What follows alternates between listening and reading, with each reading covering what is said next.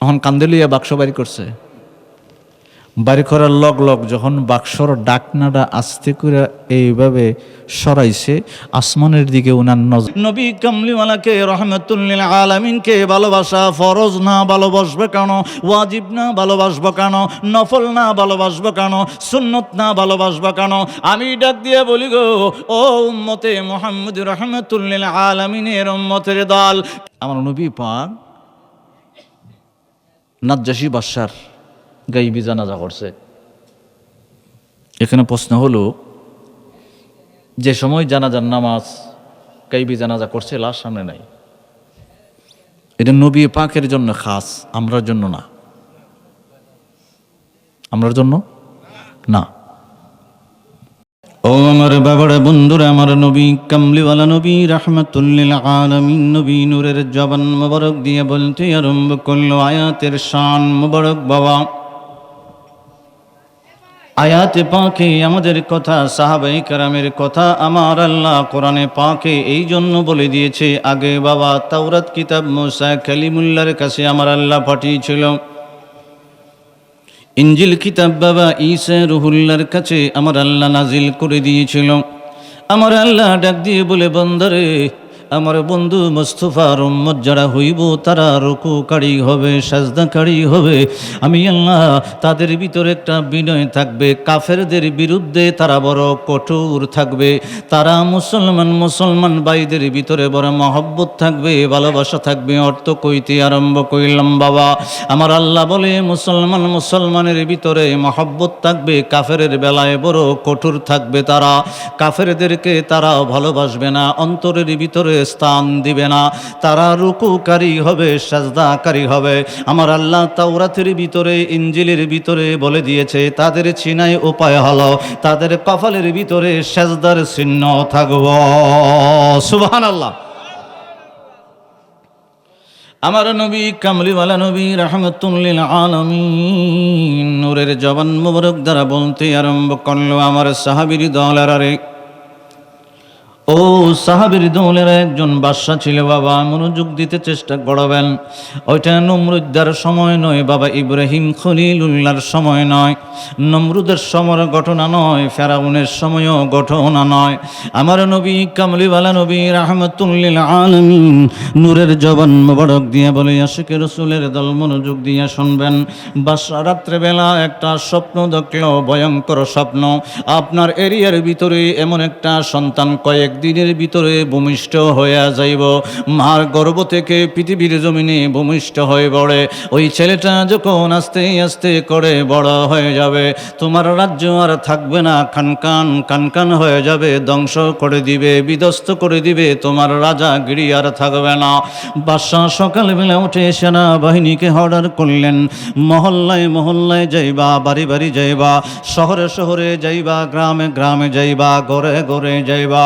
যে ঘরের ভিতরে মহিলারা গর্ভবতী আছে রে, সময় কাছাকাছি, মোটামুটি ভূমিষ্ঠ হইবার সময় এসে গেল।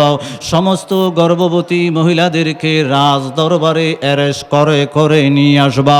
আমি একটা বন্দিখানার ভিতরে, জিয়ালখানার ভিতরে বন্দি করে রাখব। যে মেয়েগুলাই, যে মহিলাগুলাই গর্ভ থেকে ছেলে সন্তান ভূমিষ্ঠ করব, তাদেরকে আমি রাজা কতল করতে আরম্ভ করব বাবা।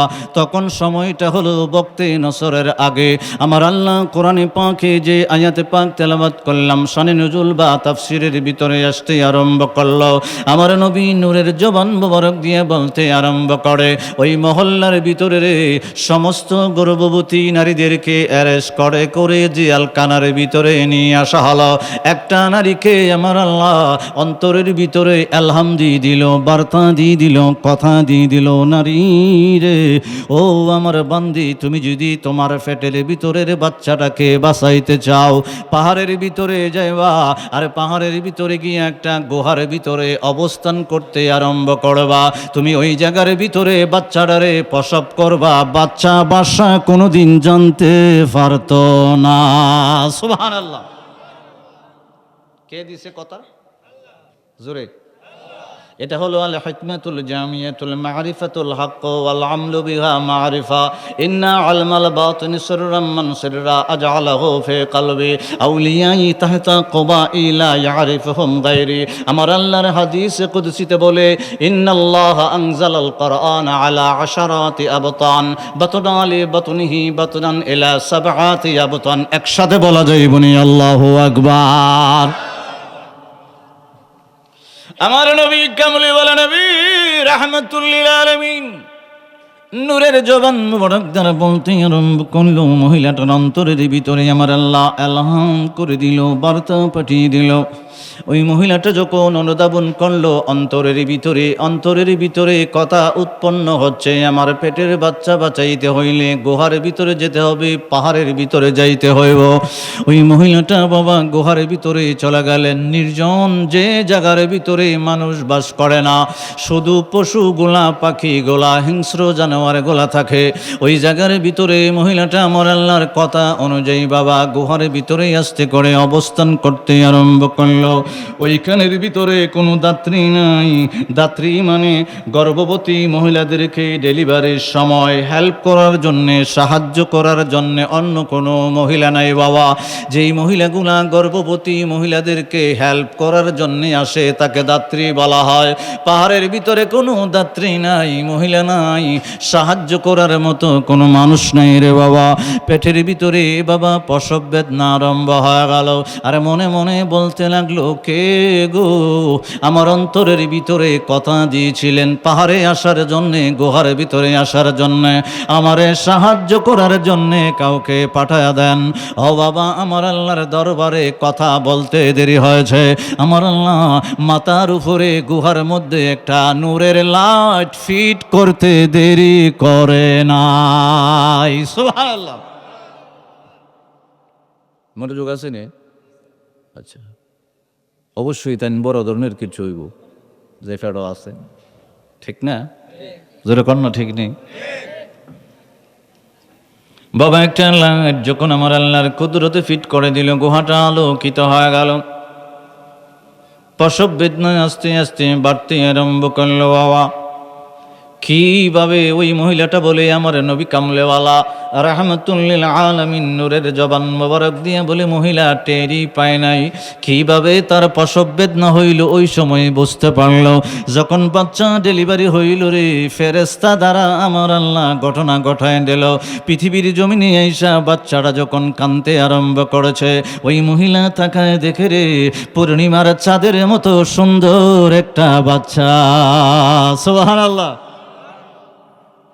পূর্ণিমার চাঁদের মতো চেহারা, এত সুন্দর চেহারা, মায়াবী চেহারা দেখি বাবা, যতই মার অন্তরের ভিতরে কষ্ট ছিল সমস্ত কষ্টটা দূর হয়ে গেল। আমার আল্লাহ ফেরেশতা দ্বারা সাহায্য করে দিলেন। সমস্ত ব্যথা যখন দূর হয়ে গেল বাবা, পেটের ভিতরে যখন আমাদেরকে মারা গর্ভবতী হইয়া আমাদেরকে যখন পেটের ভিতরে নেয়, যারাই বিয়ে করেছেন তারাই অনুধাবন করতে পারবেন আপনার স্ত্রীগুলা কত কষ্ট করে পেটের ভিতরে বাচ্চা ধারণ করে রে বাবা। 1-2 মাস পর থেকেই বমি লাগাতারে আরম্ভ হয়। কোনো খাবার নাকের ভিতরে নিলে তার সহ্য হয় না, বমি আরম্ভ হয়, বমি করতে থাকে। 2-3 মাসের পর থেকে বমি করে 5-6 মাস পর্যন্ত বমি করে। চেহারাটা তার নষ্ট হয়ে যায়, বডি চেহারা শরীরটা তার নষ্ট হয়ে যায়। তখন বাচ্চাটা যখন গঠন হয়ে যায়, আমার আল্লাহ যখন রুহুটা ফুৎকার করে দেয়, তখন পেটের ভিতরে লাইত্তালাত্তি গুতাগুতি আরম্ভ করে। মা রাত্রেবেলা যখন ঘুমাইতে যায়, বাচ্চাটা আস্তে করে পেটের দিকে লাথি মারে, কলিজার মধ্যে লাথি মারে, হাড়ের হৃৎপিণ্ডের ভিতরে লাথি মারে বাবা। গর্ভবতী মহিলা মা এগুলা আর ঘুমাইতে পারে না। কারণ হলো রাত্রেবেলা আমার আল্লাহ পেটের ভিতরে বাচ্চাটারে সজাগ রাখে। ওইটা বুঝবেন কেমনে? আমার কাছে অনেক মানুষ আসে রে বাবা, আইসা বলে আমার বাচ্চাটা পৃথিবীর জমিনে আইসেই খালি কান্দে কান্দে কান্দে, 2-3 মাস হয়ে গেল খালি কান্দতে থাকে। আমি জিজ্ঞেস করি কোন সময় কান্দে? কয়ে রাত্রেবেলা কান্দে। আমি কই কারণ আছে রে? আমার আল্লাহ রাত্রেবেলা পেটের ভিতরে ওই বাচ্চাটারে সজাগ রাখে, আর দিনের বেলা মার গর্ভের ভিতরে ঘুম পাড়ায় রাখে, মা যাতে সংসারের কাজকর্ম করতে পারে। সুবহানাল্লাহ। রাত্রেবেলা সজাগ আর দিনের বেলা ঘুমা, যাতে মারা কাজকর্ম করতে পারে। রান্দাবাড়া না করলে ফেডের ভিতরে বাচ্চা নিয়ে আপনি যদি জমি টমি চাষ টাস করে আসেন, আইসা যদি বলেন কিরে বাদ দে, আলুর ভর্তাটা বানাইবার বাকি, মেজাজটা খারাপ হয়ে গেছে কেনা কথা কয় না করে একটা আওয়াজ টাওয়াজ দিয়েন। আপনারা না হয় ভালো এই এলাকার ভিতরে এমন তো মানুষ আছে আলটাল বাই আইসে সিনজি চালাই আইসে সকালে বারে নাস্তা করছে না, বউ রাতের নাস্তা খামো, আইসা কইতেছে কিরে কি খবর নাস্তা টাস্তা হইছে, কয়েক আলু ভর্তাটা বাকি রয়েছে অথবা ডিম বাজিটা বাকি রয়েছে, মাথাটা তো হের খারাপ হয়ে গেছে গা, কথা হয় না। আল্লাহ যদি একবার পুরুষের ফেডের ভিতরে বাচ্চা হইবার সম্ভাবনা দিত, তোর খবর আসেন, কথা কনা করে খবর আসেন কইলাম। আপনি একটু ফলো করলেন আপনার স্ত্রীতে, আপনার নাক ডেকে ঘুমান, আর মহিলাটা আপনার স্ত্রী কিন্তু সজাগ। কেমনে?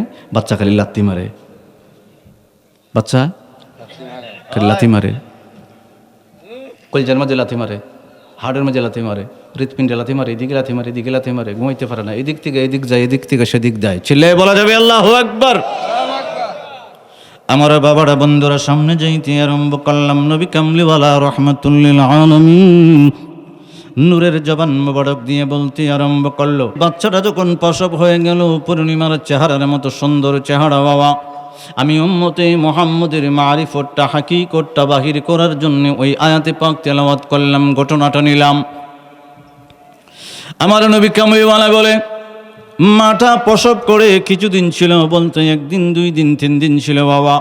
আবু নুঈম ইসফাহানি রাহমাতুল্লাহি আলাইহি দালাইলুন নবুওয়া কিতাবের ভিতরে আনলেন।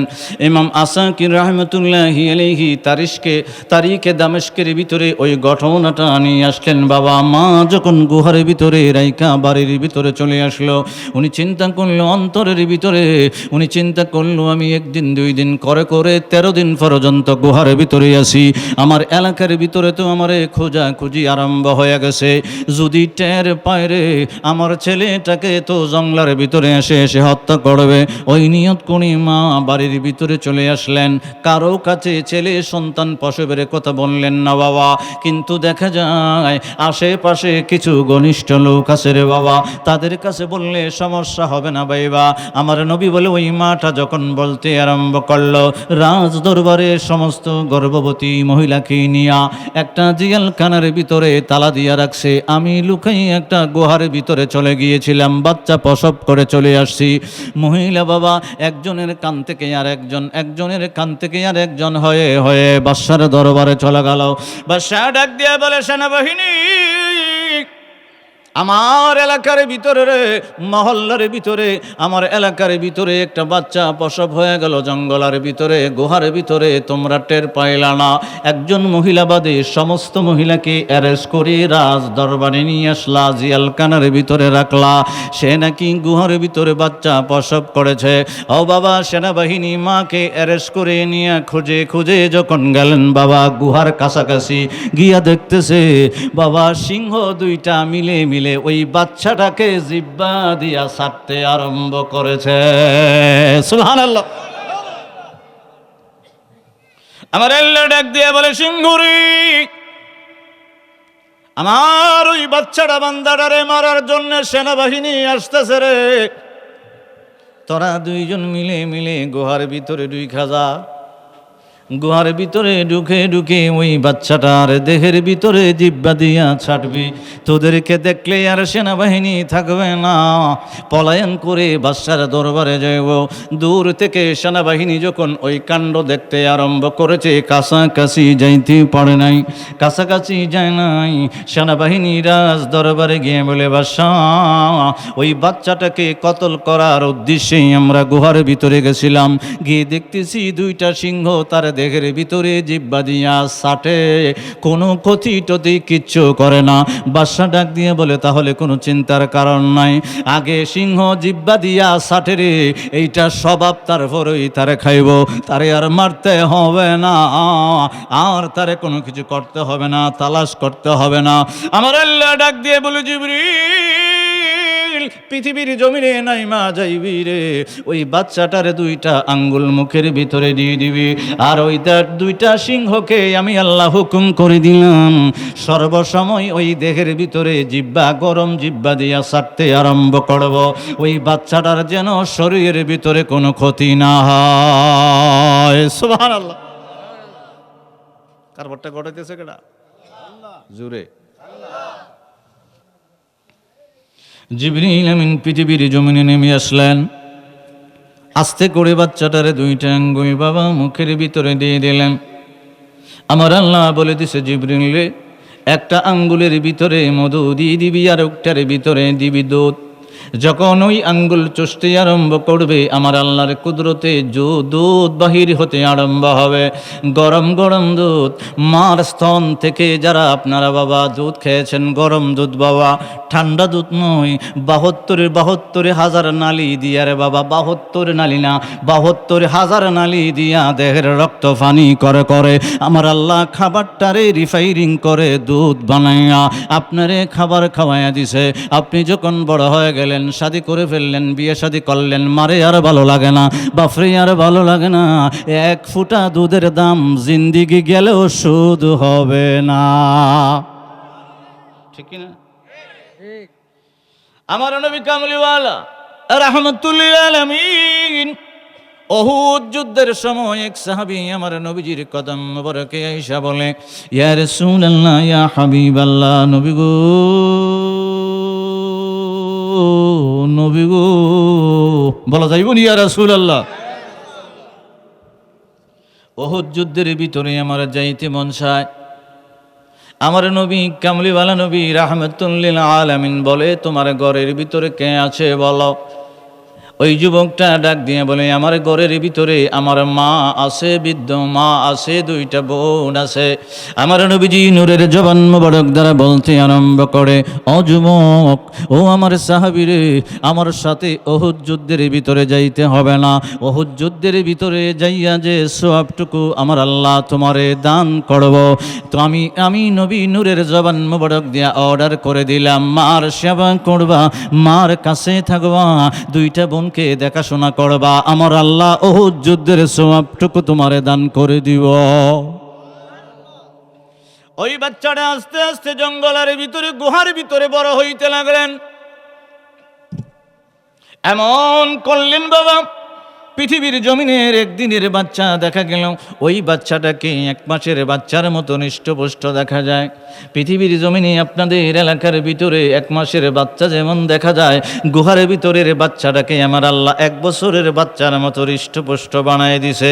আপনার ঘরের ভিতরে, এলাকার ভিতরে 1 বছরের হৃষ্টপুষ্ট যেমন হয়, আমার আল্লাহ ওই বাচ্চাটারে 5 বছরের হৃষ্টপুষ্ট করে বড় বানায় দিছে। সুবহানাল্লাহ। আমার আল্লাহ অর্ডার করলেন, জিবরিল রে, পৃথিবীর জমিনে নাই বা যাইবি, ওই যে বাচ্চাটার কানে কানে বলবি, আমি আল্লাহ ওহী নাজিল করে দিলাম, ওই জঙ্গলের ভিতরে থাকতে হবে না, সে যেন আমি আল্লাহর বাইতুল মুকাদ্দাস এরিয়ার ভিতরে চইলা যায়, ফিলিস্তাইনের ভিতরে চইলা যায়। আমি আল্লাহ ওইখানে একটা মসজিদের ব্যবস্থা করে দিয়েছি, বাইতুল মুকাদ্দাস এরিয়ার ভিতরে এসে থাকবো, তার আর কোনো টেনশন থাকবে না, ভাবনা থাকবে না। যাই না তার কানে কানে জানাই দিবি, আমি আল্লাহ ওই বাচ্চাটার জন্য যখন পৃথিবীর জমিনে ভূমিষ্ঠ করা থেকে ছিলাম রে, আমি ইন্তেকাল পর্যন্ত তার সাথে আছি। সুবহানাল্লাহ। আস্তে আস্তে যখন বড় হয়ে গেল, বাইতুল মুকাদ্দাস এরিয়ার ভিতরে বাবা, অন্তরের ভিতরে আমার আল্লাহর প্রেম যখন জাগ্রত হলো, যে মানুষটাকে সামনে পায়, ওই মানুষটাকে ডাকদা বলে, কিরে তোমরা দেখি দেবদেবীর পূজা করো, এটা কোনোদিন সত্য হতে পারে না। আসমানের দিকে একটু তাকায় দেখো রে, ওই আসমান কোনোদিন দেবী বানাইতে পারে না। সকালবেলা আমার আল্লাহ শামস একটা সূর্য ওঠা দেয়, ওই সূর্য কোনোদিন দেবদেবী বানাইতে পারে না। মূল মালিক আর একজন আছে, রাত্রেবেলা মিটিমিটি করে সুন্দর শান্তিদায়ক একটা আলো আমার আল্লাহ পৃথিবীর জমিনে দেয়, ওয়াল কামার, চাঁদের একটা আলো দেয়, সূর্যের মতো শরীরে কোনো কষ্ট হয় না। ও বাবা, সূর্য যদি পৃথিবীর জমিনে আমার আল্লাহ পূর্ব দিকে উঠায় দেয়, আমরা মনে করি পৃথিবীর জমিনটা আলোকিত করার জন্যে, না রে না। আমার নবী কামলিওয়ালা নবী রহমতুল লিল আলামিন নূরের জবান মোবারক দিয়া বলে, তোমার দেহের ভিতরে 100%-এর ভিতরে 80% এমন কিছু ভিটামিন দরকার আছে যেটা সূর্যের আলোর সাথে আমার আল্লাহ মিলাইয়া দিছে। শুধু তাই না, আমার নবী কামলিওয়ালা রহমতুল লিল আলামিন বলে, পৃথিবীর জমিনের উর্বরতার জন্য সূর্যের আলো যখন লাগে রে, সূর্যের আলোর কারণে জমিনটা উর্বর হয়ে যায়, তোমরা ফসল করতে পারো, কৃষি ফলন করতে পারো।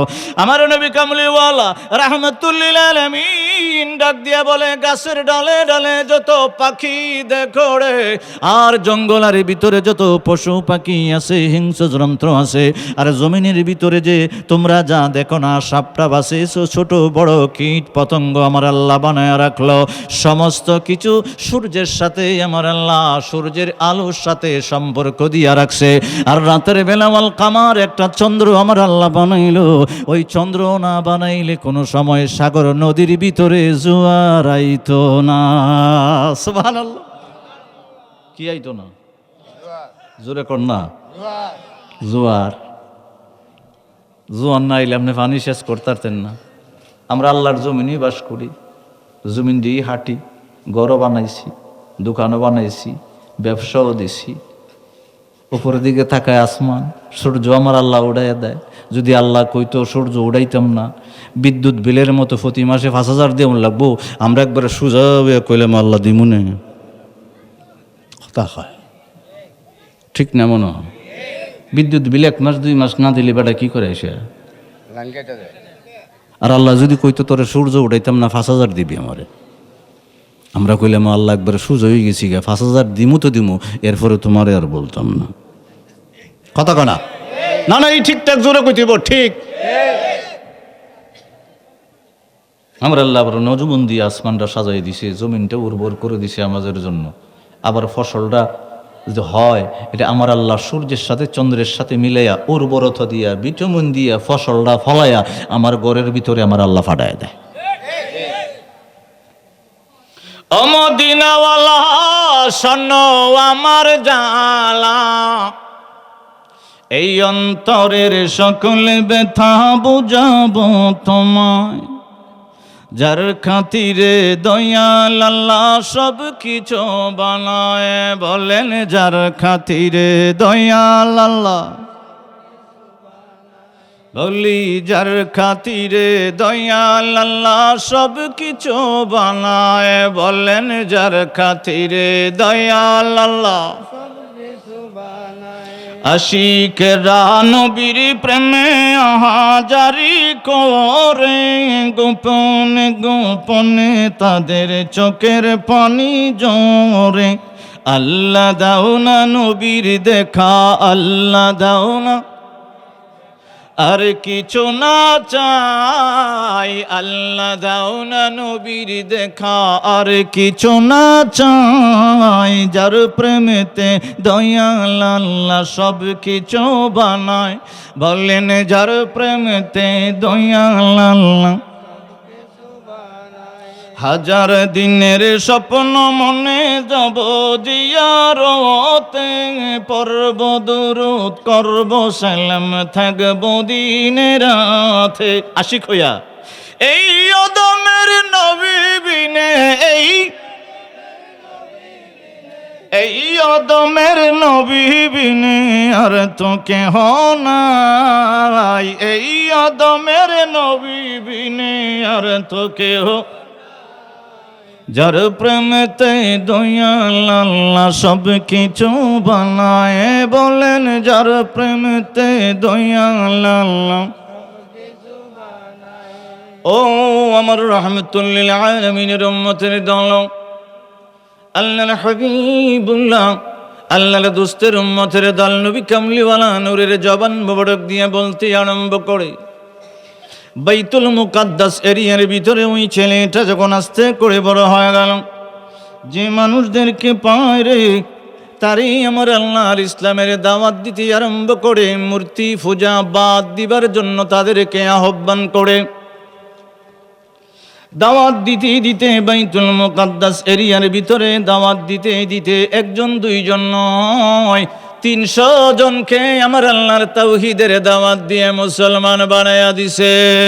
সুবহানাল্লাহ। কষ্ট হইব নি? মোটামুটি আরো আধা ঘন্টা যাইতাম না একটু সামনে। যখনই যারে পাইতে আরম্ভ করে বাবা, ইসলামের দাওয়াত দিতে আরম্ভ করে, একজন দুইজন নয় 300 জনকে যখন মুসলমান বানিয়ে দিল, একজনের কানে কানে আর আরেকজনের কানে কানে হয়ে হয়ে রাজ দরবারে কথাগুলো চলে গেল। রাজ দরবারে যখন কথাগুলো চলে গেল বাবা, ওইখানে আরেকটা আয়াতের তাফসীরে পাক আসতে আরম্ভ করবে।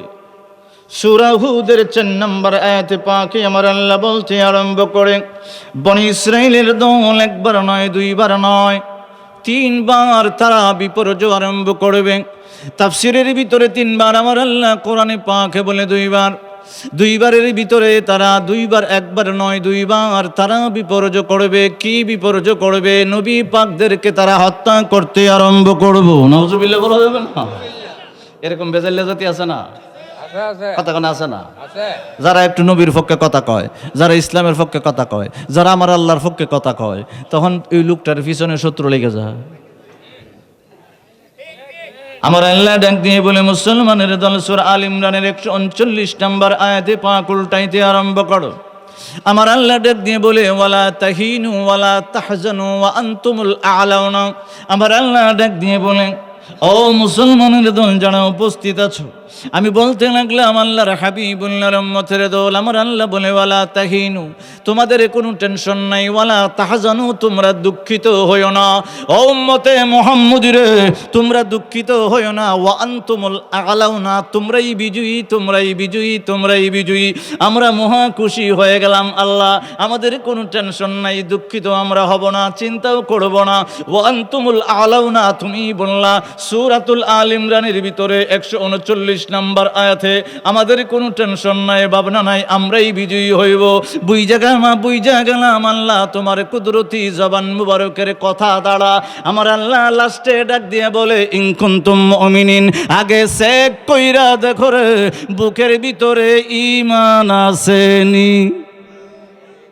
সুবহানাল্লাহ। কথা আগে বলছে আমার আল্লাহ কোনো টেনশন নাই, তোমাদের দুঃখিত হইও না, কোনো ভাবনা টাবনা নাই, তোমরাই বিজয়ী হইবা। ওয়া আনতুমুল আ'লাউনা ইন কুনতুম মুমিনিন, যদি তোমার বুকের ভিতরে ঈমান থাকে, মানে আগে বুকে আড্ডা দেখো তোমার ঈমান আসেনি।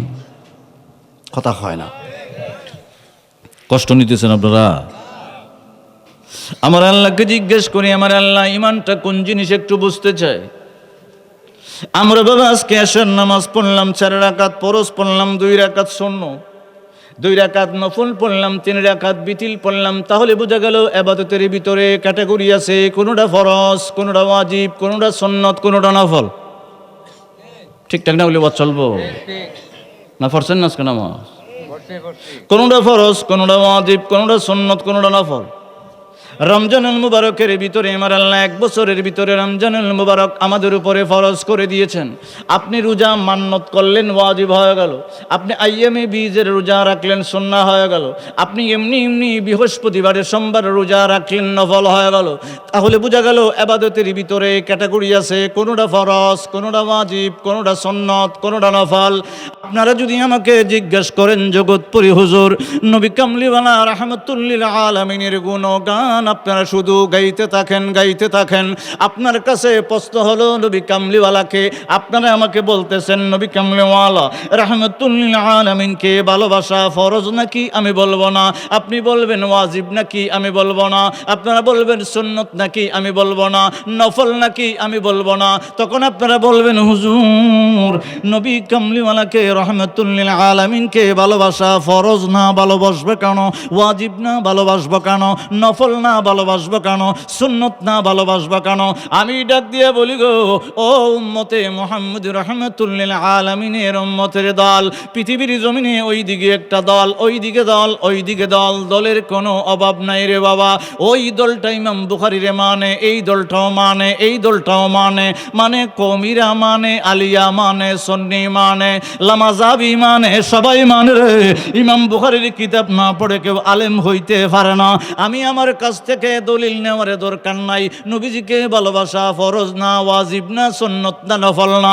আমরা সবাই মিলে বাবা ইমাম বুখারীর কাছ থেকে দলিল নিতে আরম্ভ করব। ও ইমাম বুখারী, নবী পাককে ভালোবাসা ফরজ নাকি? উনি ডাক দিয়ে বলে না। ওয়াজিব নাকি? উনি বলে না। সুন্নত নাকি? উনি বলে না। নফল নাকি? উনি বলে না। তাহলে নবীজিকে ভালোবাসবো কেন, মহব্বত করবো কেন? ইমাম বুখারী ডাক দিয়ে বলে, মুসলমানের দল, ও আল্লাহর হাবিবুল্লাহর উম্মতের দল, আমার নবী কামলিওয়ালাকে ভালোবাসা হুব্বুন নবী সাল্লাল্লাহু আলাইহি ওয়াসাল্লাম মিনাল ঈমান।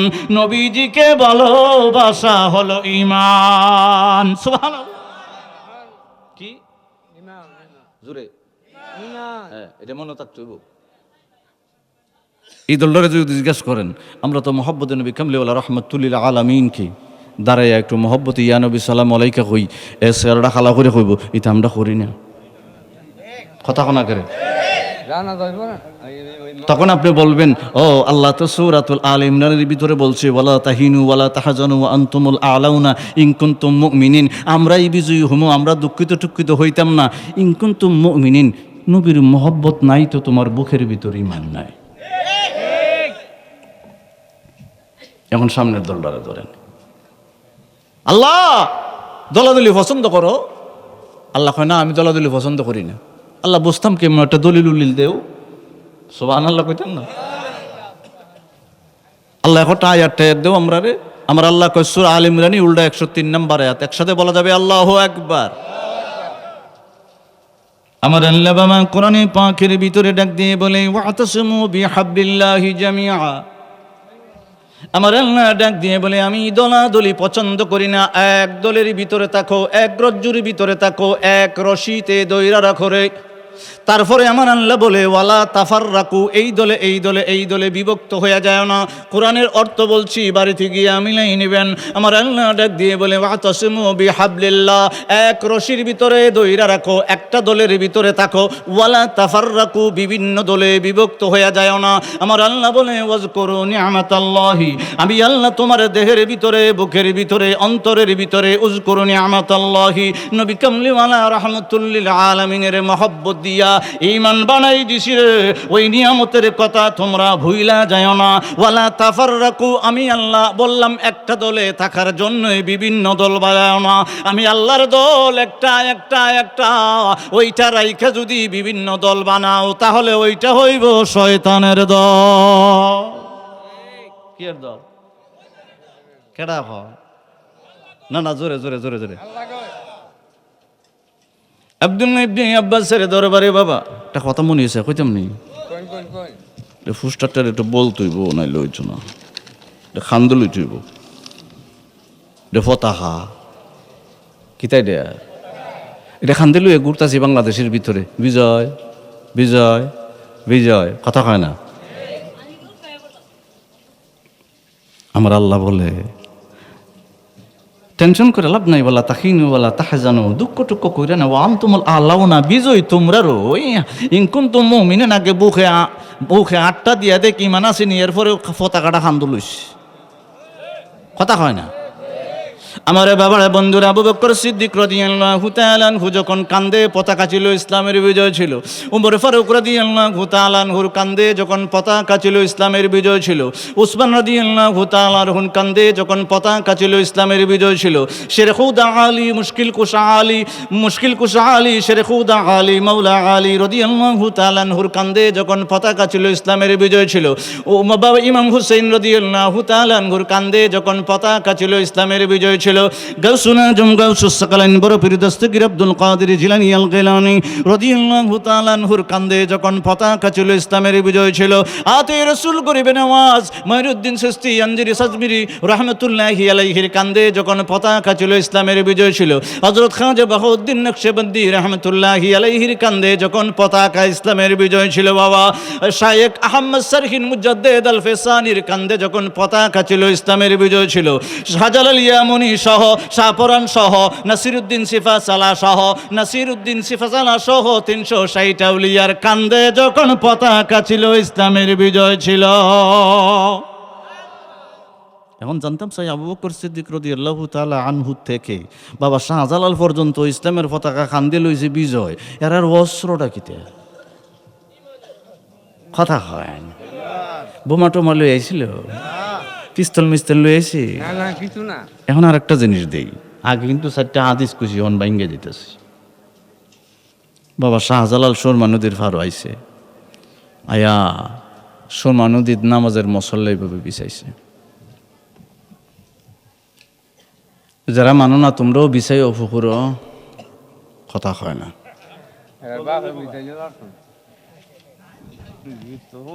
সুরমা নদীর বিছাইছে আমার আল্লাহ ডাক দিয়ে বলে হাল হিকমাতুল জামিয়াতুল মারিফাতুল হক ওয়াল আমলু বিহা মারিফা মারিফতের জ্ঞান দ্বারা হিকমতি জ্ঞান দ্বারা যারা আমি আল্লাহর পরিচয় লাভ করলো আমার বন্ধু মোস্তফার পরিচয় লাভ করছে রে শাহজালালে বিছনার চাদর নামাজের বিছনা ফালাইছে ফানি রে শক্তি জিজ্ঞে সুবহানাল্লাহ কোন কি জিজ্ঞে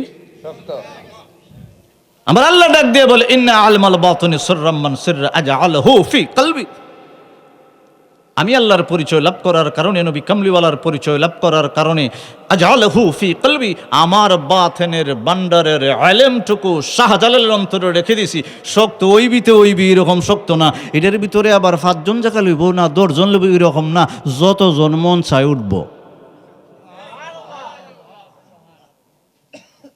এরপরে আবার বইটা নাই সৈট কিতা করে সৈন নাই লগি নাই ইঞ্জিন নাই কিচ্ছু নাই চলবি তো চলবি একবারে স্পুট বুর্তিকা করে বেশি চললে এই বাজুত নিয়ে ফসাই দিবি আপনারা বলবেন কি কারণটা কি এটা হলো ইন্নালিল কোরআনা জাহরান পৃথিবীর জমিনে কোরআনের জ্ঞানটা উনি আমার নবী কামলিওয়ালা রাহমাতুল্লিল আলামিনের কাছ থেকে নিছে আবার কোরআনে পাক থেকে নবী পাকের নূরানি নজরে বেলায়েতের কারণে বাতনালি বাতনিহি বাতনান ইলা সাবআতি আবতান নবী কামলিওয়ালার কাছ থেকে কোরআন থেকে বাতেন রহস্য গুপ্ত ভান্ডারটুকু নিয়া এমন দেশ থেকে রওনা দিছে এই জন্য ফানি ওনার কথা শুনতে বাধ্য কষ্ট পাইতেছেন শুধু মারিফত করি শুধু হাকিকত করি আমরা তো দলিল মুলিল দেই না আজকে হাদিস কইতেছি দেখি 4টা কইছি আরো কতটুকু কইতে পারি হাদিস আছে 365টা কয়টা 365 এখন মনে করেন আপনি একটা গাছ লাগাইছেন গাছটা আনছেন সরাইল থেকে নাহলে ব্রাউনবেরির থেকে আম গাছ ফজলি আমের সারা আওয়াজ করে আনেন না মনে হয় কথা কনা করে বাড়ির আঙ্গিনার ভিতরে লাগাই দিয়েছেন আমার নবী কয় আশ-শারিআতু শাজারা আত-তরিকাতু আসানুহা আল-মারিফাতু আওরাকুহা আল-হাকীকাতু সামরাতুহা চিল্লায়ে বলা যাবে ইয়া রাসূলুল্লাহ লাগাই দিয়েছেন করে কুর আউশ করে আনছেন কইলাম ফজলি আমের সারা রাষ্ট্রীয় আমের সারা তো এটা প্রতিদিন সকালবেলা একটু ছায়া দেখেন অবস্থা কিরকম কি আসো বিষয় পানি ঠেলিও ডালেন কুফুর টুফুরও দেন সার মারও দেন এটা আস্তে আস্তে বড় হয়েছে পরে আপনি ও আপনাদের বাজারে দেওবাড়িয়া বাজারে গল্প করতেছেন এক বন্ধু বিদেশ থেকে আইছে কইতেছেন আমার এখানে একটা ফজলি আমের সারা আছে রে এত সুন্দর কইরা ডাল দিছে ফালা দিছে ইয়া দিছে কয় আম ধরলে আমার একটু দিস কয় আম ধরে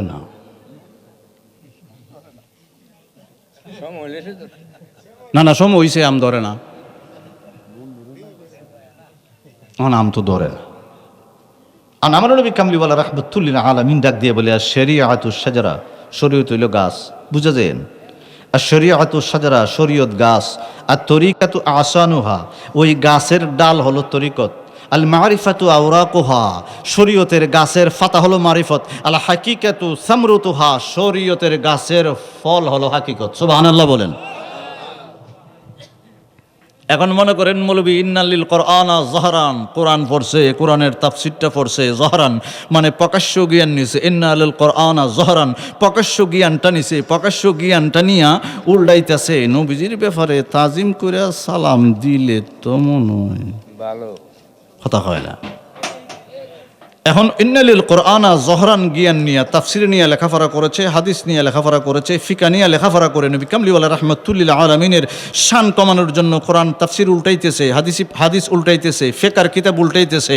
আমার নবী কামলিওয়ালা রাহমাতুল্লিল আলামিন বলে আমি নবী পাকের শান কমানোর জন্য কোরআন, হাদিস, ইজমা, কিয়াস পৃথিবীর জমিনে যত ডকুমেন্টস, দলিল, এভিডেন্স খুঁজবা ততক্ষণ পর্যন্ত তোমার সিনার ভিতরে ঈমান থাকবে না।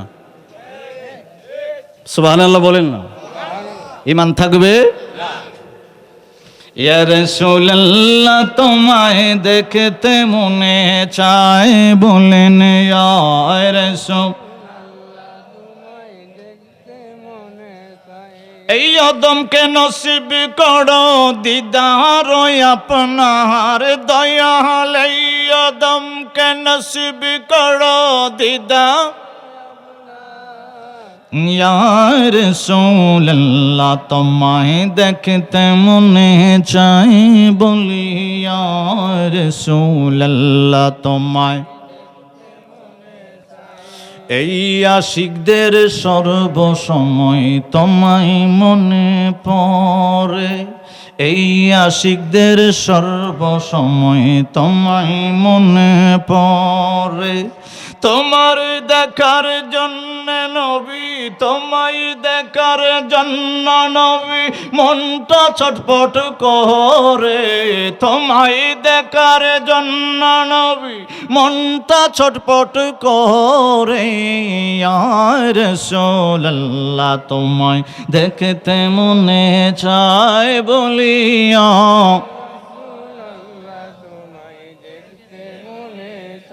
আশিকি হইয়া এই আদমকে নসিব করো দিদার আপনার দয়াল, এই আদমকে নসিব করো দিদার। আহা ইয়া রাসূলুল্লাহ তোমায়। আমার বাবারা বন্ধুরারি দু চোখে নবী কামলিওয়ালা রাহমাতুল্লিল আলামিনকে দেখলাম না, মনের ভিতরে বড় কষ্ট। কথা হয় না। দু চোখে একবার দেখিনি তোমায়, দু চোখে একবার দেখিনি তোমায়, তবুও তো তোমার জন্য এই পাগলা দিওয়ানা, তবুও তো তোমার জন্য এই পাগলরা দিওয়ানা। মরণ কালে দিও দিদার, মরণ মরণ কালে দিও দিদার, দিও একটু নজরানা। ইয়া রাসূলুল্লাহ তোমায় দেখ রাহমাতুল্লিল আলামিনের উম্মতের দোল আমার আল্লাহ ডাক দিয়ে বলে রে বাবা, ওয়াতাসিমু বিহাবলিল্লাহি জামিআ, এক রশির ভিতরে দইরা রাখো, এক দলের ভিতরে তাকড়ে। ওয়ালা তাফাররাকু, বিভিন্ন দলে বিভক্ত হয়ে যায় না। ওয়াজকুরু নিয়ামাতাল্লাহি, আমি একটা নিয়ামত তোমাদের অন্তরের ভিতরে দিয়েছি। আমার নবী কামলিওয়ালা রাহমাতুল্লিল আলামিনের দরবারে আব্দুল্লাহ ইবনে আব্বাস রাদিয়াল্লাহু তাআলা আনহুমা ডাক দিয়ে বলে, নবী গো, নবী গো, ওগো ইয়া রাসূলুল্লাহ, ওয়াতাসিমু বিহাবলিল্লাহি জামিআ, আমার আল্লাহর রশিকে দইরা রাখার জন্য আমার আল্লাহ বলল, পৃথিবীর জমিনে আমার আল্লাহর রশি কই, আমার আল্লাহর রশি আমরা পাইব কই? আমরা আল্লাহর রশি তো দেখি না, ধরব কেমন করে? একসাথে বলা যাবে না আল্লাহু আকবার।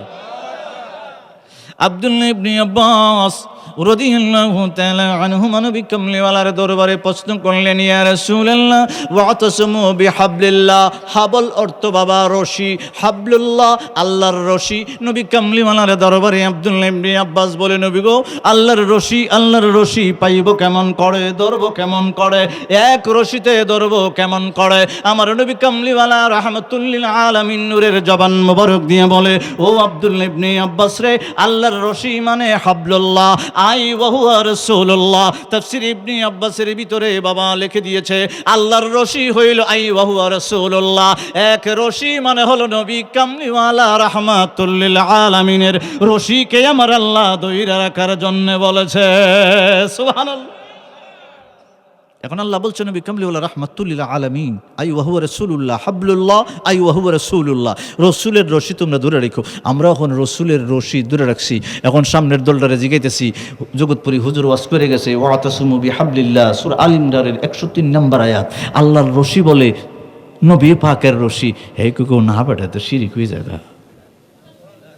কথা হয় না, মানে যা বলে তাই হইতেছে। হে কি কইব শিরিক হয়ে জায়গা, যখন কইব শিরিক হয়ে জায়গা সামনের দলটা হেরে কইবেন তে আসমান ফাইটে আল্লাহর দিয়ে রশি মুশি পড়ছে না, তোমরা গ্রামও পড়ছে, কইব না বেটা তো রশি নাই হইতে ধরবে কই, কথা হয় না। হেরে কইবেন তোর বাড়িতে কি আল্লাহর রশি আসমান ফাইটে পড়ে গেছি গে, হে কইব না। তো এই জন্য আমার রসুল নিজে তাফসির করে দিয়েছেন হাবলুল্লাহ, আল্লাহর রশি মানে আই ওয়া হুয়া রাসূলুল্লাহ, আমার নবী কামলিওয়ালার রশি দূরে রাখো, ওয়ালা তাফাররাকু, বিভিন্ন দলে বিভক্ত হয়ে যায় না। চিল্লায়া বলা যাবে আল্লাহু আকবার। ও বাবা, আমার নবী কামলিওয়ালা রাহমাতুল লিল আলামিন নূরের জবান মোবারক দ্বারা বলতে আরম্ভ করলো, বাবা ওই ছেলেটা যখন বাইতুল মুকাদ্দাস এরিয়ার ভিতরে আমার আল্লাহ পাকের তাওহীদের দাওয়াত, ইসলামের দাওয়াত দিতে আরম্ভ করলো, একজন দুইজন করে করে 300 জনকে মুসলমান বানিয়ে দিল, বাদশার কানে চুই লাগালো। তখন বাবা বক্তে নসর বাদশারে, বাবা বক্তে নসরের কানে যখন চুই লাগালো, বক্তে নসর ডাক দিয়ে বলে সেনাবাহিনীর দল বাইতুল মুকাদ্দাস এরিয়ার ভিতরে ইসলামের দাওয়াত দিতে দিতে আমার বাবেল শহর পর্যন্ত চলে আসলো। কে রে ওই লোকটারে আমার দরবারে ধরে নিয়ে আসবা। সেনাবাহিনী অর্ডার পাইয়া রে বাবা, মনে রাখবেন বাইতুল মুকাদ্দাস থেকে ইসলামের দাওয়াত দিতে দিতে দিতে দিতে বাবেল শহরের ভিতরে চলে আসছে। বাবা বাবেল শহরটা ইরাকের ভিতরে, তখন ইরাকের নামটা ছিল না, ছিল তস্তর। কি সর? তস্তর, হাদিসের ভাষা। তাকে অ্যারেস্ট করে নিয়ে আসো। গিয়ে দেখতেছে বাবা একটা গাছের নিচে আস্তে করে বসে আছে। সেনাবাহিনী চতুর্দিকে গ্রাম করল, বলো এখানে গাছের নিচে বৈশা থাকলে হবে না। বাদশাহ বলে দিয়েছে তোমাকে অ্যারেস্ট করে করে রাজ দরবারে নিয়ে যাওয়ার জন্য। ওই লোকটা মুস্কি হাসি দিয়ে বলে আমার কোনো চিন্তা নাই, আমার কোনো ভাবনা নাই, অ্যারেস্ট করার জন্য আসলে আমার মন অন্তর কোনো কম্পিত হইল না, কারণ হইল রে আমার অন্তরের ভিতরে আমার আল্লাহ বাস করে। সুবহানাল্লাহ। সেনাবাহিনীর সাথে আইতে গেছে রাজ দরবারও, বক্তে নসরের সামনে দাঁড়াইছে, কি খার দাওয়াত দেও? কয় আল্লাহর দাওয়াত দেই। কয় আল্লাহ কেডা? কয় আসমানের দিকে চাইছো না কতবার? নিজের জিব্বা দিয়ে দে নারায় নারায় কথাটা তো কইতেছ, জিব্বাটা তো আর তুমি বক্তে নসর বানাইছো না, এটা আরেকজনে বানাইছে।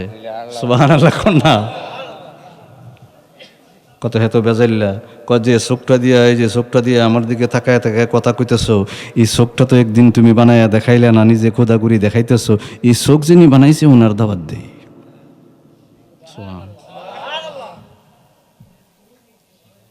এখন বক্তে নসর চিন্তা করছে এইভাবে তো সাইজ করলো হইতো না। হ্যাঁ, আমার জেলখানের ভিতরে বড় 2 সিংহ আছে, এটার 1 সপ্তাহ বন্ধ উপাস রাখ। ক সপ্তাহ? 1 সপ্তাহ, 7 দিন উপাস রাখ, 7 দিন উপাস রাখ। আর হেরে জেলখানের ভিতরে অন্য জায়গার ভিতরে বন্দি করে রাখ 7 দিন। 2টা সিংহরে উপবাসের পরে আবার আইবি, আর এটার ভিতরে একটা 2টা সিংহ ছেড়ে দিবি, দেখবে এ হাল্লার দাওয়াত দেহ বন্ধু বুগা। সিংহ 1 সপ্তাহ বন্ধ উপাস রাখছে, 2টা সিংহরে সেনাবাহিনী দল আনছে, আইনা ছেড়ে দিছে। সেনাবাহিনী দূর দিয়া থাকায় দেখতেছে সিংহ কি করে। উনার তো জন্মের সময় সিংহর সাথে একটা সম্পর্ক ভালা, কথা কয় না।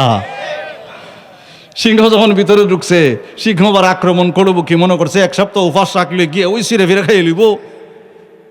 জেলখানের ভিতরে ঢুকিয়া আগে তো শল্যের মাঝে ছাড়ছিল, উনি যে ফাও লম্বা করে বইরিছে, ফাওয়ের তলার ভিতরে আবার সিংহ জিব্বা দিয়ে ছাড়া আরম্ভ করছে। সেনাবাহিনী বক্ত নসরের দরবারে আইসা কয়, বাদশাহ খামইছে না, 1 সপ্তাহ না আরো বেশি উপাস রাখুন আছেন। কয় ঘটনা কি? কয় 2টা সিংহ যখন ঢুকাই দিছি, বেড়ার ফাওয়ের তলার মেঝে জিব্বা দিয়া ছাড়ে। আমার বাবারা বন্ধুরা, আমার নবী কামলিওয়ালা রাহমাতুল লিল আলামিন নূরের জবান মোবারক দিয়ে বলতে আরম্ভ করল। আব্দুল ইবনে আব্বাস রাদিয়াল্লাহু তাআলা আনহুমা প্রশ্ন করল, নবী গো, নবী গো, এক সপ্তাহ পর্যন্ত জানোয়ারটাকে, দুইটা সিংহকে উপবাস রাখলো, তার পেটের খিদা তো আছে। ইয়া রাসূলুল্লাহ, জঙ্গলের ভিতরে, গুহার ভিতরে তার জন্মের সময় আমার আল্লাহ অর্ডার করে দিছিল, এই জন্য ছাড়তে আরম্ভ করলো।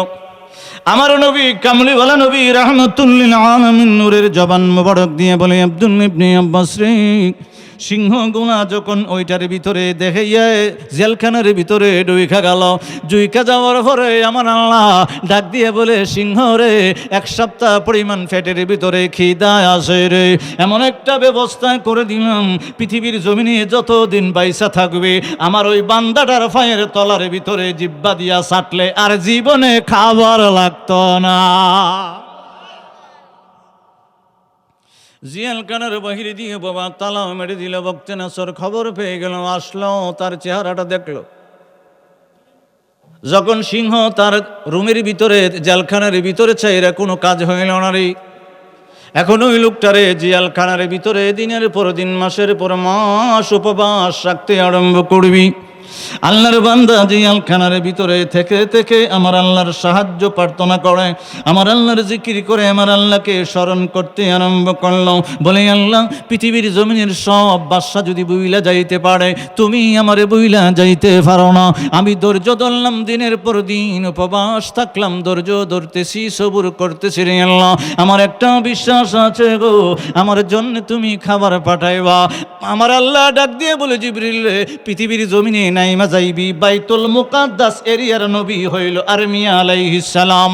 আরমিয়া আলাইহিস সালামের কানে কানে জানাই দিবি, আমি আল্লাহ অর্ডার করে দিলাম, আরমিয়া যেন নিজে নিজে পাক করে করে বুনা গোস্তগুলি আমার বান্দারে দিয়ে আসে।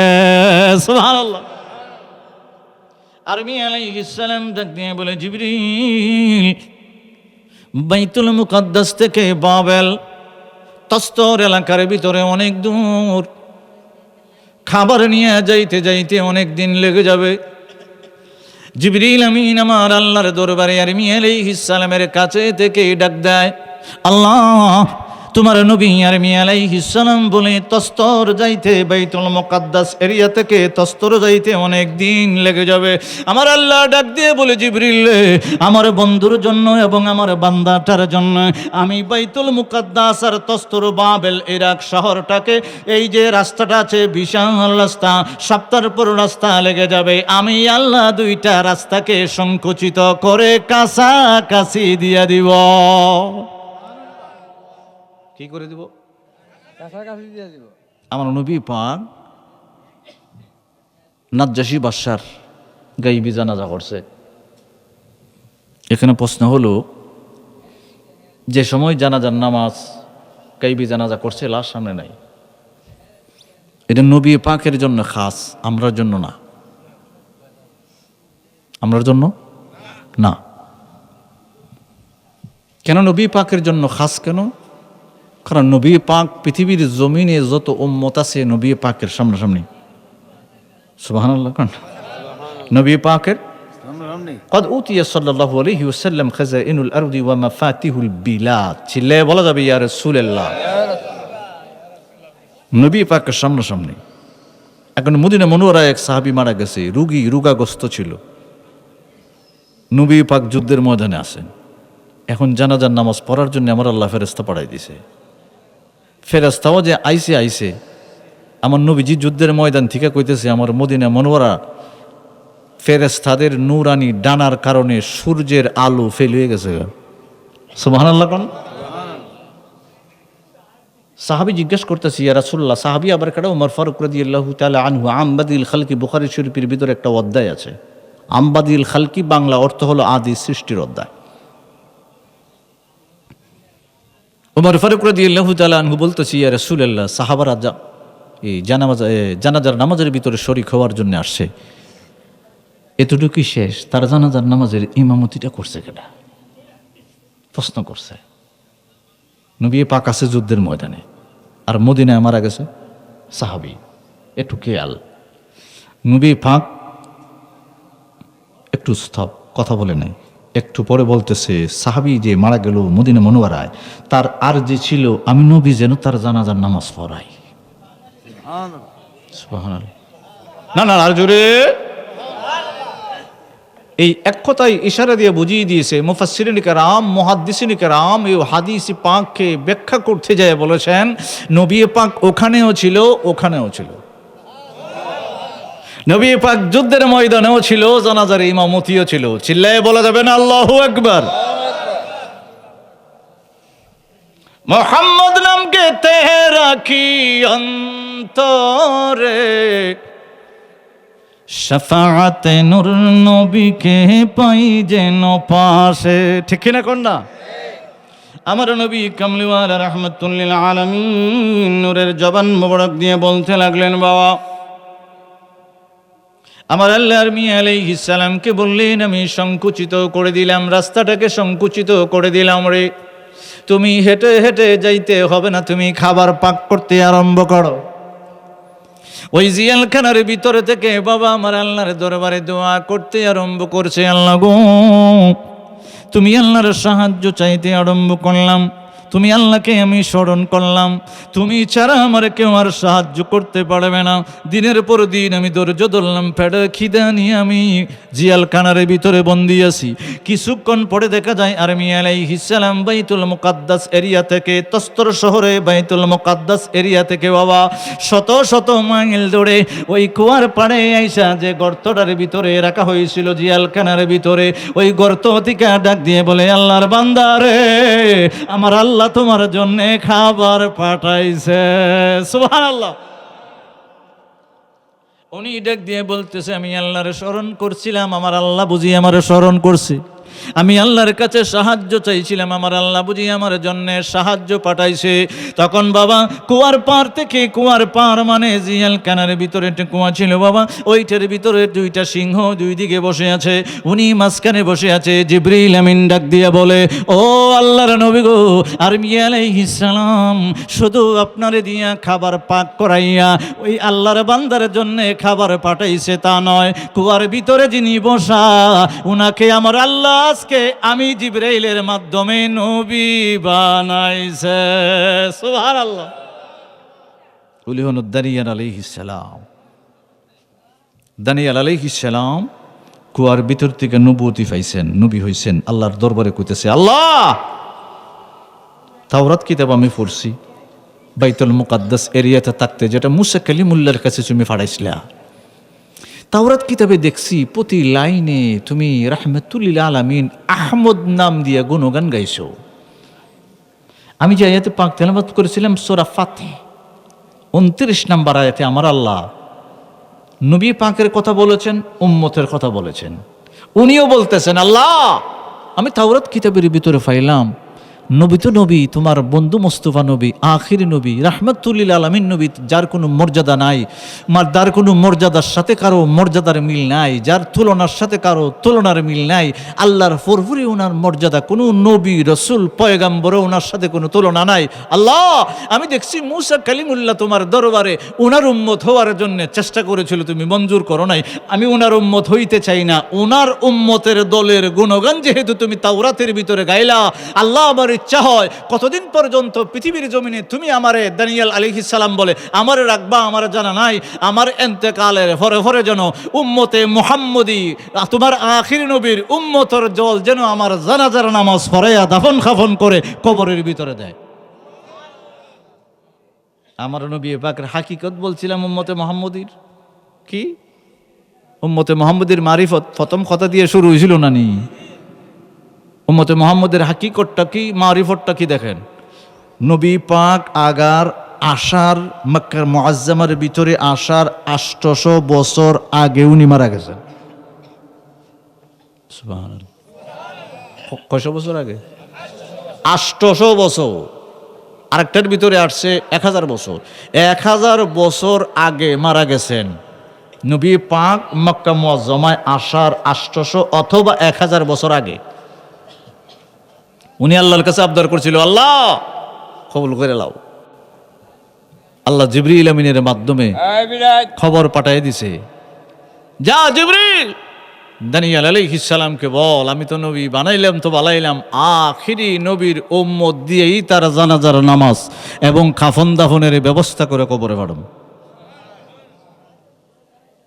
দানিয়াল আলাইহিস সালাম যখন মারা গেছে একটা কাঠের বাক্স বানায় রেখে দিছে, কাঠের বাক্সের ভিতরে। যে জায়গার ভিতরে রাখা হয়েছিল ওই জায়গার নাম হলো তস্তর। আগে কয়েকবার কইছি না কি তস্তর, এখন নেই, এটার নাম ইরাক কইছে। ইরাকে ছিল বাবেল শহর, এরিয়ার নাম হলো তস্তর। মানুষগুলো ওই বাক্স আমানত করে রেখে দিয়েছে। ওই তস্তর এরিয়ার ভিতরে যখন আমার আল্লাহ বৃষ্টি বন্ধ করে দিত, খরা দিত, অনাবৃষ্টি, বৃষ্টি নাই, ফসল নষ্ট করে দিত, সবাই কান্দে করে ওই বাক্সর ভিতরে কে? দানিয়েল আলাইহিস সালাম। মরনা জিন্দা, নানা জিন্দা, মরনা জিন্দা, জোরে।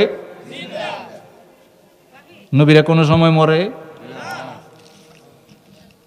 এখন কান্দে লিয়া বাক্স বাড়ি করছে। বাড়ি করার লগ যখন বাক্সর ডাকনাটা আস্তে করে এইভাবে সরাইছে, আসমানের দিকে ওনার নজর। উনি তো ঘুমাই দিছেন, মরার মতো ঘুমিয়ে আছেন, উনি তো জিন্দা। আস্তে করে যখন বাক্সর কভারটা এভাবে সরাইছে, আসমান আর ওনার দেহ সরাসরি হয়ে গেছে গা। আসমান থেকে আমার আল্লাহ জর করে বৃষ্টি ফলাইতে আরম্ভ করছে। ওনার বাক্সের ভিতরে আরো 3 জিনিস ছিল। একটা কলস ভর্তি চর্বি আছেন। আমরা এখন গুরুর সাথে চর্বি ফাইনারি, একটা কলস ভর্তি চর্বি ওই বাক্সটার ভিতরে ফায়ের দিকে রাখা। আর ওনার একটা আংটি ছিল। কয়টা? একটা আংটি পায়ের দিকে রাখা। এতটুক বড় একটা আতরের কৌটা, এতটুক বড় আতরের কৌটা রাখা। আর 2 মাথার ফাঁসি দিয়া সাহাবা যিনি গণনা করছেন, এই সাহাবার নাম হলো আবু মুসা আশআরী রাদিয়াল্লাহু তাআলা আনহু। চিল্লায়ে বলা যাবে আল্লাহু আকবার। এটা ওমর রাদিয়াল্লাহু তাআলা আনহুর আমলে দাফন কাফন হয়েছে, তাও নবীজির আমলে না, নবীজির আমলের পরে, আবু বকর রাদিয়াল্লাহু তাআলা আমলের পরে, ওমর রাদিয়াল্লাহু তাআলা আমলের সময়। সুবহানাল্লাহ কন্যা। যখন ওমর রাদিয়াল্লাহু তাআলা আনহু আবু মুসা আশআরী রাদিয়াল্লাহু তাআলা আনহুকে সেনাবাহিনী পাঠাইছে যে বাবেল জয় করো, যুদ্ধ করে। বাবেল যখন জয় করলেন, যুদ্ধ করে দেখতেছে তস্তর এরিয়ার ভিতরে ওনার মনের ভিতরে একটা ভাবনা ছিল, আবু মুসা আশআরী রাদিয়াল্লাহু তাআলা আনহু। কারণ নবী পাক নিজের জবান মোবারক দ্বারা মদিনা মুনাওয়ারায় মসজিদে নববীতে বসে বসে দানিয়েল আলাইহিস সালামের কথা বলেছেন। আর উনি যখন তস্তর এরিয়ার ভিতরে গিয়েছেন, নবীজিও বলছিলেন তস্তর এরিয়ার কথা, বাবেল এরিয়ার কথা। আবু মুসা আশআরী রাদিয়াল্লাহু তাআলা আনহুর অন্তরের ভিতরে একটা প্রেম ছিল, নবীর কথা তো সত্য, মহাসত্য, ধ্রুব সত্য, অবশ্যই দানিয়েল আলাইহিস সালামের লাশ পামু। সুবহানাল্লাহ কন্যা। আবু মুসা আশআরী রাদিয়াল্লাহু তাআলা আনহু যুদ্ধ করে করে যখন তস্তর এরিয়ার ভিতরে গেছে, উনি খুঁজতেছে দানিয়েল আলাইহিস সালামের বাক্সটা কই।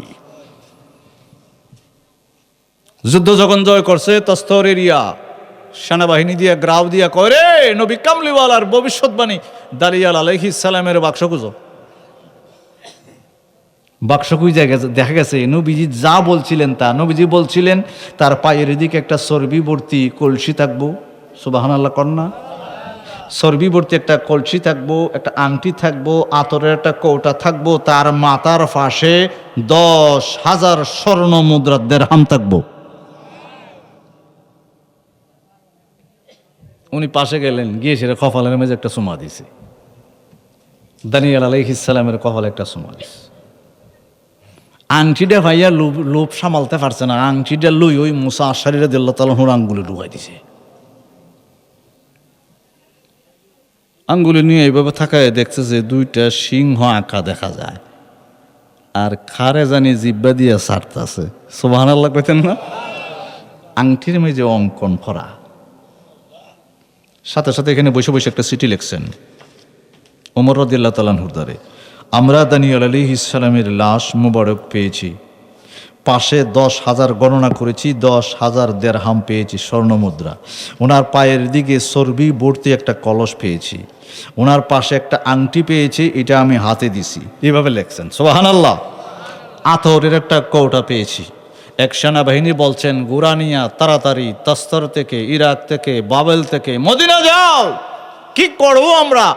খলিফাতুল মুসলিমিনের কাছে চিঠি লিয়ে যাও, খবর লইয়া আসো, এর ভিতরে যতদিন তাকে আমরা ওনার লাশের পাশে আছি। কারবারটা দেখেন। আর আমরা যখন কই নবী পাক জিন্দা, হেরা কিন্তু ওই যে দানিয়াল আলাইহিস সালামের ওয়াজ করে ঠেল্লা করে, কথা হয় না, ঠেল্লা করে। দানিয়াল আলাইহিস সালাম জিন্দা ভামা গেছিল 800 বছর 1000 বছর, নবীর কথা কইলে এর সারাটা খারাপ হয়ে জায়গা মনে হয়েছে যে জুতা দাঁড়ে বাড়ি মারছে, কথা হয় না করে, মনে হয়েছে হেরে জুতা দা বাড়ি মারছে রে। কষ্ট পাইতেছেন আপনারা? দিক্কেন বে তুমি যে গল্পের সাথে নবীজির কথা কইয়া দিক্কেন, হেরার অবস্থাটা কি করে ফেসেতে ফাইরে জায়গা একবারে।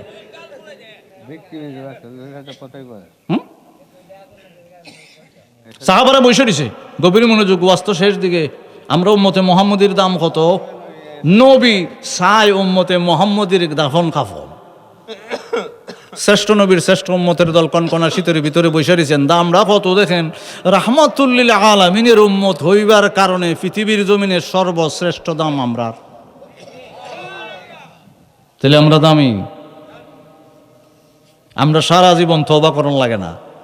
আল্লাহর দরবারে গুনাঠনা করে একবার যদি কই, আল্লাহ গো গুনাহ করছি, নবীজির উছিলায় তোমার বন্ধুর উছিলায় মাফ করে দাও, আমার আল্লাহ ডাক দিয়া কয় জীবনের সমস্ত গুনাহ তোরে মাফ করে দিস। এটা কোরআনে পাকের আয়াত। উমর রাদিয়াল্লাহু তাআলা আনহুর কাছে চিঠি গেছে, চিঠি উনি পড়লেন, চিঠির উত্তর দিতেছেন। দেখেন খলিফাতুল মুসলিমিন আবার কি মারিফত জানে। ইন্নাল্লাহা আনজালাল কোরআনা আলা আশরাতি আবতান, উনি লিখতেছেন আংটিটা তোমার হাতে রেখে দিও, কলস ভর্তি চর্বি আমাদের কাছে ভাড়াই দিও, বরকতের জন্য যারা রুগী আছে তস্তর এরিয়ার ভিতরে একটু একটু করে বাইটে দিও, আর আতরের কৌটা একবারে ফুরাফুরি ফাড়াই দিও, আমি উমরের দরকার। আর 10,000 স্বর্ণ দিরহামের ভিতরে একটাও রাখবা না, সব ফাড়াই দিবা। এখন আবু মুসা আশআরী রাদিয়াল্লাহু তাআলা আনহু এরিয়ার মানুষ জিগাইতেছে, কিরে তোরা এই বাক্সর ভিতর থেকে ইচ্ছা করলে তো স্বর্ণ মুদ্রা নিতে পারতে, আমরা নিছি মাঝে মধ্যে আওলাত নিছি। কি নিছে? কারে কইয়া নিছ? কখন লাগছে না, আমরা আওলাত নিছি, হেন থেকে গন্যা নিছি, আবার গন্যা গন্যা দিয়ে দিছি। যদি আমরার ভিতরে কেউ মনে করছে আরে হেবাটা তো মরিয়ে গেছে, দিলে না দিলে কি হইব, যেটা দিছে না এটারে আল্লাহ গজব দিয়ে দিছে, সাথে সাথে আন্য আবার দিয়ে দিছে। সুবহানাল্লাহ। কেউ এরপর থেকে আর হেরফের করে না, যেটি চিন্তা করছে আর দিতাম না। যখন দেখা গেছে শৈল্য ধরে লিছে, ইটা ধরে লিছে, হিটা ধরে লিছে, তখন তাড়াতাড়ি স্বর্ণদের সামান্য ওনার মাথার ফাঁসাইনা রেখে দিছে। আবু মুসা আশআরী রাদিয়াল্লাহু তাআলা আনহু চিন্তা করলেন, মানুষ তো ওনার দেহে মুবারকের জন্য পাগল, বৃষ্টির জন্য আল্লাহর দরবারে দোয়া করে, বরকতের জন্য ওনার দেহ মুবারক নিয়ে বরকতের জন্য বিভিন্ন জায়গায় লইয়া যায়। মানুষের সামনে যদি ওনাকে কবরস্থ করি, তাহলে মানুষের খবরে আনামত রাখতো না, তুলে লিব, তুলে লিব। মুসা আশআরী রাদিয়াল্লাহু তাআলা আনহু চিন্তা করলেন, এই আমরা যে ইরাকের ভিতরে বাবেলের ভিতরে কিছু বন্দি করছি রে, কিছু খাফের বন্দি করছি, ওই খাফের শক্তিশালী কিছু বন্দিরে নিয়ে আয়, নিয়ে আয় না নদীর মাঝখানো চতুর্দিকে এইভাবে বেড়া দে দিয়া মধ্যে করতে কর, যেভাবে দেখবেন বিভিন্ন নদীর মেঝে ফিলার করে কেমনে পানি সরাইয়া, কিন্তু এইভাবে বেড়া দেয় পানি সরাইলা, এরপরে করে পানির ভিতরে ঢুকলে আর হবে। মুসা আশআরী রাদিয়াল্লাহু তাআলা আনহু এইভাবে করছেন যাতে কেউ না দেখে।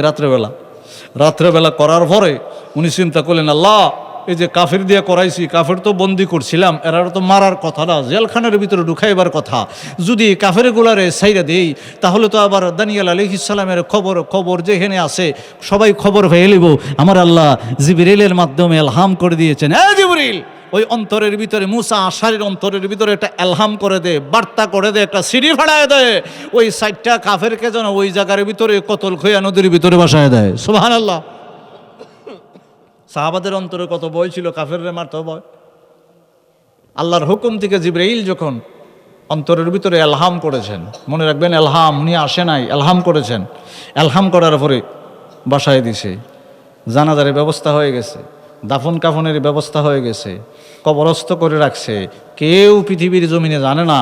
এখানে বিষয়টা হলো দানিয়াল আলাইহিস সালাম আমার আল্লাহর দরবারে বলছিল যে উম্মতগুলো আমি যে আয়াতে পাক তেলাওয়াত করছিলাম, ওই উম্মতগুলো কত শ্রেষ্ঠ, তারা একজন একজন ভাইয়ের ভিতরে মিল থাকবে, মহব্বত থাকবে, কাফেরদের বেলায় হবে কঠোর, আর তারা সবসময় রুকুকারী হবে, সাজদাকারী হবে। তাদেরকে চিনবা কেমনে? ইনজিলে বলে দিয়েছি, তাওরাতে বলে দিয়েছি, তাদের কপালের ভিতরে সেজদার চিহ্ন হইবা, মানে আমরার পৃথিবীর জমিনের চিহ্ন না, এই চিহ্ন সেই চিহ্ন না। আল্লাহর রসুল বাইজাবি শরীফের ভিতরে বলতে আরম্ভ করে যে কপালের ভিতরে চিহ্ন মানে নামাজের নূর কপালের ভিতরে বাস করে। সুবহানাল্লাহ। কি নূর? নূর নূর আবার উর্ফেতা দেখা যায় না। আমরা অনেক সময় যে ছাত্র জীবনে এইভাবে খনি দিয়া লিখতে লিখতে খনির মেঝে কিন্তু খালা দাগ পড়ে গেছে গা, পড়ে না।